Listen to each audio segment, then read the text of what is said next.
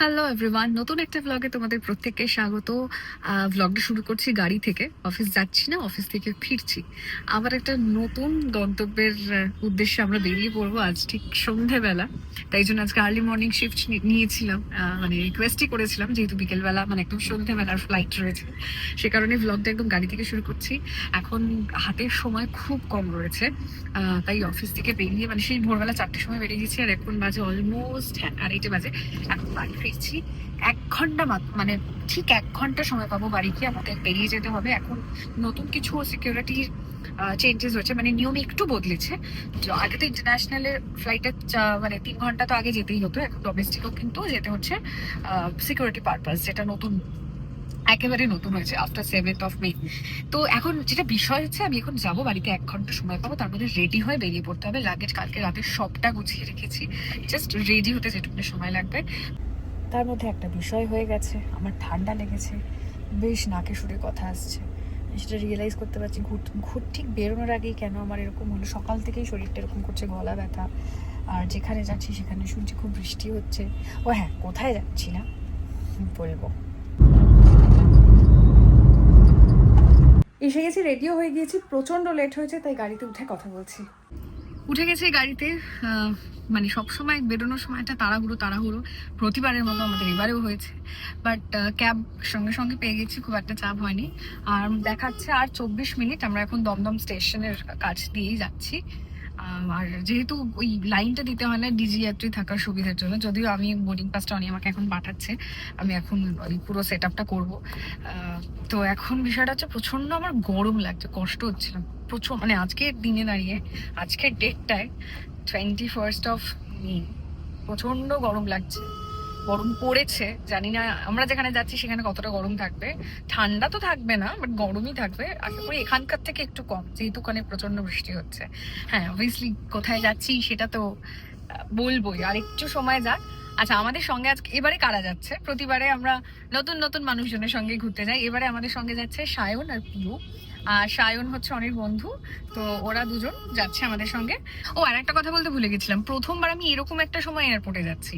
Maximum আমি আর ও, বা আমি এর আগে যদিও অফিসের কাজে একা গেছি, যাই হোক সেটা সকালের দিকে কখনো। আর হানিমুনে যখন গেছিলাম মলদ্বীপসে, তখন আমরা রাতের ফ্লাইট, মানে রাত 10:30টার দিকে গেছিলাম। বাট এইরকম বিকেল বেলা, মানে একদম সন্ধ্যের ফ্লাইট আমরা প্রথমবার ধরছি। তোরও তাই, তাই না? হ্যাঁ, ও গেছে জানি না। ও যেহেতু অফিসের কাজ, ওকে প্রায় যেতে হয়, ওরও তো মাথায় থাকবে না, কিন্তু আমার এটা এরকম সময় প্রথমবার যাওয়া। তাই আমার মনে হচ্ছে, কেন জানি না, যে এয়ারপোর্টে একটু রাশ ভালো থাকবে, যদিও ভোরবেলাও ভালো রাশ থাকে। দেখা যাক। যথারীতি ওয়েদার মেঘলা এখানে। আমরা কি আবার এয়ার ট্রাভেলেন্স পাবো? হ্যাঁ, এটা তো আমাদের ভাগ্যে আছে। আবার মেঘলা আকাশ। এয়ারপোর্টে এসে যেটা সব থেকে আগে দরকার, সিকিউরিটি চেক ইন হয়ে গেছে আমাদের। বোর্ডিং পাস তো সব কিছুই আমরা পেয়ে গিয়েছি। অনেকটা সময় আছে, 5টা 15 বাজে, 6:45টায় রাখবে, টাইম আছে।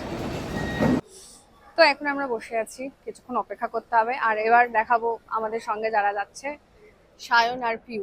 হ্যালো কর। ওরা দুজন যাচ্ছে আমাদের সঙ্গে, গোটা ট্রিপে থাকবে। তো এখন আমাদের অপেক্ষা করা ছাড়া কোনো কাজ নেই, প্রচন্ড গরম, এয়ারপোর্টের ভিতরেও আমাদের গরম লাগছে। আর এখনো আধ ঘন্টা, কতক্ষণ সময় আছে একটু বল। হ্যাঁ, আধ ঘন্টা তো, এখনো আধ ঘন্টা 40 মিনিট মতো আছে, তারপরে বোর্ডিং শুরু হবে।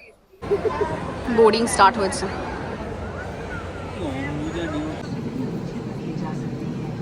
অন টাইম বোর্ডিং হচ্ছে, আমরা বসে গেছি, আমাদের জায়গা পেয়ে গিয়েছি। আমি পেয়ে গেছি আমার উইন্ডো সিট। আর বেশিক্ষণের খুব, মানে ছোট, মানে কম সময়ের ফ্লাইট, শর্ট টাইম। কতক্ষণ? 1 ঘন্টা। 1 ঘন্টায় আমরা পৌঁছে যাবো। এবার ওয়েদার তো এখানে গরম, ওখানে একটু টেম্পারেচার কম, খুব একটা হেরফের তা নয়। এবার এগোনো যাক আমাদের গন্তব্যের উদ্দেশ্যে, কিন্তু আমি এখনো বুঝলাম করতে যাচ্ছি, আমরা কোথায় যাচ্ছি।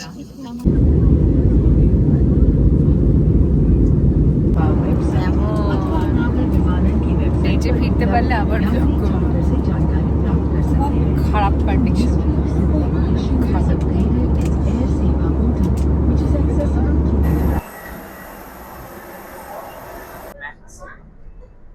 আমরা এসে গেছি গুয়াহাটি এয়ারপোর্টে, আর সাংঘাতিক এয়ার টার্বুলেন্স ফেস করেছি। আমার ডান কানটা এখনো বন্ধ। মানে আমি প্রথমবার বোধহয় মানে জাস্ট আমি মানে এমন একটা সময় এসছে, মানে আমি অনির হাতটা ছাড়িনি, ও ছাড়িনি। ভয় পেয়েছিস? ও ভয় পেয়েছে। গুয়াহাটি এয়ারপোর্টে এসে গেছি, মানে বুঝতে পারছো আমরা কোথায় যাচ্ছি। আশা করি এবার একটু হিন্টস, আশা করি বুঝতে পারছো। বা সুন্দর না এয়ারপোর্টটা? খুব বিশাল বড় নয়, ছোট এয়ারপোর্ট, কিন্তু খুব সুন্দর গোছানো। চট করে দেখিয়ে নি, সুন্দর এয়ারপোর্টটা। আমাদের বেল্ট নাম্বার 1। তিনটে বেল্ট আছে, আমি বলেছিলাম ম্যাক্সিমাম 5টা হবে, তো তিনটেই আছে। এই যে আমাদের 1 নম্বর বেল্টে লাগেজ আসবে, তারপরে আমরা ক্যাব বুক করে হোটেলে যাব। এখান থেকে বেশ কিছুটা ডিস্টেন্স হোটেলে।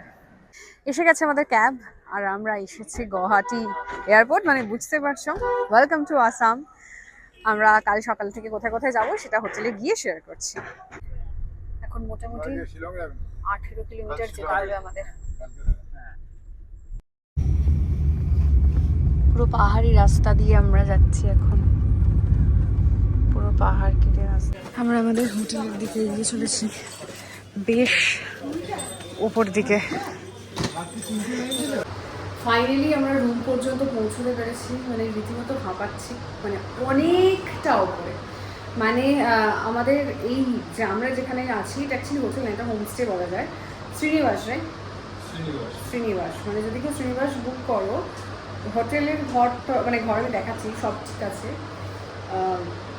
মানে আমি নিজে কোনো বাথরুমও চেক করিনি, কিন্তু অনেকটা উপরে, যেহেতু লাগেজ থাকে বেশ ভারী। মানে আমাদের এই ট্রলিটা, একটাই ট্রলি, আমাদের যথেষ্ট ভারী এই ট্রলিটা।